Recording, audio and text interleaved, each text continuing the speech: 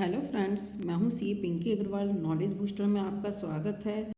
आज हम old car की सेल पर जीएसटी लायबिलिटी के बारे में डिस्कस करेंगे कि ओल्ड कार की सेल करने पर क्या जीएसटी की लायबिलिटी अराइज होती है या नहीं होती है। जीएसटी काउंसिल मीटिंग में सीतारमण जी ने जो स्टेटमेंट दी थी उसको लेकर बहुत से लोग कंफ्यूज हैं। क्या लॉस में ओल्ड कार बेचने पर भी जीएसटी एप्लीकेबल होगी, या फिर जिसके पास जीएसटी नंबर ही नहीं है क्या उसे कार को सेल करने के लिए जीएसटी नंबर लेना पड़ेगा। बहुत सारे ऐसे मिसकंसेप्शन हैं जो लोगों को क्लियर नहीं है। सबसे पहले हम इसको जितने भी सारे कंसेप्ट्स हैं उनको एग्जाम्पल के थ्रू क्लियर करेंगे कि कहाँ पर जीएसटी की लायबिलिटी अराइज होगी और कहाँ पर जीएसटी की लायबिलिटी अराइज नहीं होगी। सबसे पहले कि सेलर जो कि एक इंडिविजुअल है और अनरजिस्टर्ड है जीएसटी के अंदर। मैंने एग्जांपल दिया है कि सुलभ के पास एक अपनी पर्सनल कार है और वो उसे नई कार खरीदने के लिए बेचना चाहते हैं, तो उसमें वो अनरजिस्टर्ड भी हैं जीएसटी के अंदर, क्योंकि वो तो सैलरीड पर्सन है। सिर्फ उन्होंने पर्सनल पर्पस के लिए कार खरीदी, अब नई कार खरीदना है तो इसलिए वो कार को बेचना चाहते हैं या किसी दूसरे अन्य रीजन से, तो वहाँ पर जीएसटी की लायबिलिटी सुलभ के हैंड पर अराइज नहीं होगी, क्योंकि जीएसटी लो अनरजिस्टर्ड पर्सन पर पर्सनल सेल को कवर नहीं करता है। मीन्स यदि सेलर आपका अनरजिस्टर्ड पर्सन है और वो इंडिविजुअल है, वो कार अपनी बेचता है, तो उस पर जीएसटी आपकी अराइज नहीं होगी।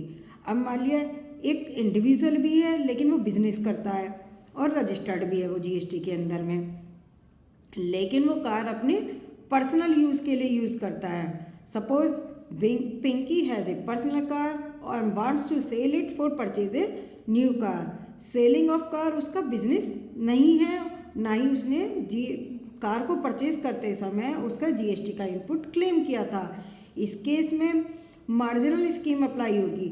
इसमें भी दो केस हैं, क्योंकि उसके पास जीएसटी नंबर है, रजिस्टर्ड पर्सन है, तो दो केस अराइज होंगे।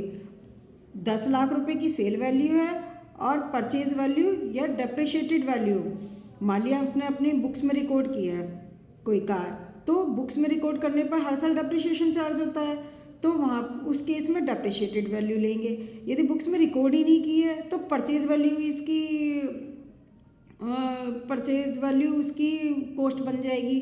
तो 10 लाख में से 8 लाख लेस करने पर जो मार्जिनल वैल्यू, सबसे पहले तो ओल्ड कार की सेल पर होने वाले लॉस पर कोई भी जीएसटी चार्ज नहीं होता है, ये मार्जिन मनी पर जीएसटी चार्ज होता है। मीन्स सेल करने में जो प्रॉफिट अराइज होता है उस पर ही जीएसटी लगेगा।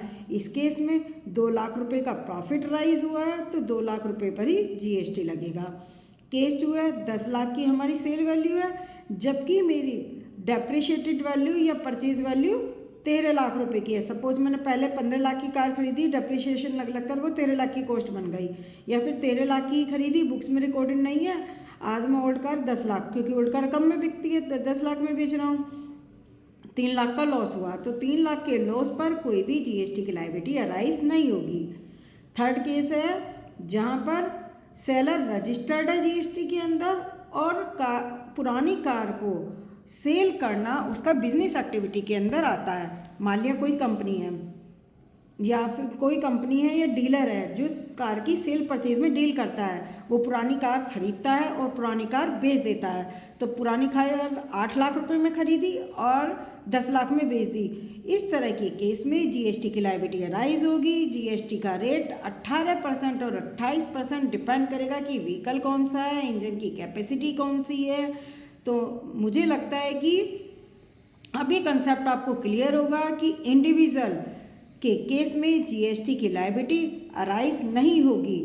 ये जो गलत थी कि लॉस पर भी क्या जीएसटी देना होगा, इंडिविजुअल यदि कोई कार सेल करेगा क्या उस पर भी जीएसटी देना होगा, ऐसा कुछ नहीं है। तो थैंक यू फ्रेंड्स। यदि आपको मेरी वीडियो पसंद आई हुई हो तो लाइक कीजिएगा, सब्सक्राइब कीजिएगा। Thank you.